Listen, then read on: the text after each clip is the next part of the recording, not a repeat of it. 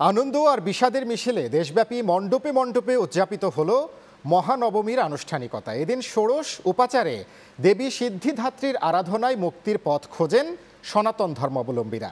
সন্ধ্যায় মহা আরতির পর চলছে দেবীর কৈলাসে ফেরার প্রস্তুতি। জেলা প্রতিনিধিদের পাঠানো তথ্য, ছবিতে ডেস্ক রিপোর্ট। ময়মনসিংহে মহানবমী পূজার মধ্য দিয়ে শারদীয় দুর্গা উৎসবের চতুর্থ দিন পালিত হচ্ছে। ইতোমধ্যে দেবী দুর্গার বিদায়ের প্রস্তুতি শুরু। বিদায়ের ঘণ্টা বেজে ওঠায় দেবীকে শেষবারের মতো দেখতে আসছেন ভক্তরা। সকাল থেকেই মন্দিরে ভক্তদের ঢল নামে। ভক্তরা জানিয়েছেন, মহানবমীতে বলিদান ও নবমী হোমের রীতি রয়েছে। এদিন 108টি নীল পদ্মে পূজা হবে দেবী দুর্গার।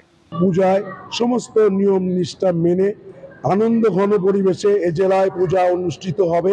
এছাড়া সিরাজগঞ্জের উৎসবমুখর পরিবেশে চলছে নানা আয়োজন। এবার সিরাজগঞ্জে মোট 525টি দুর্গা মণ্ডপে অনুষ্ঠিত হচ্ছে দুর্গাপূজা দুর্গা উৎসব। উদ্দীপনার মধ্য দিয়ে এবারের দুর্গাপূজা সকলের মঙ্গল বয়ে আনবে বলে মনে করছেন দর্শনার্থীরা।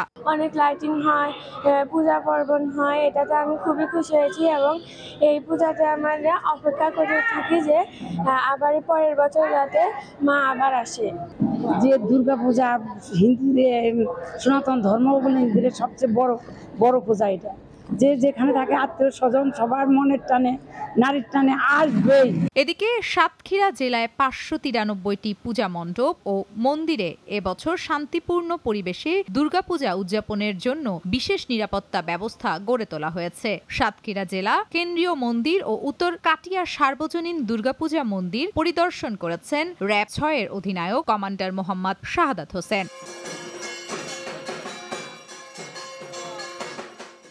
নবমীর সন্ধ্যায় দেবী দুর্গার মহা আরতির মধ্য দিয়ে শেষ হয়েছে এই আয়োজন। দেশের সবাই যেন ভালো থাকে এবং সকল অশুভ শক্তির যেন বিনাশ ঘটে, এমনটাই চাওয়া ভক্তদের।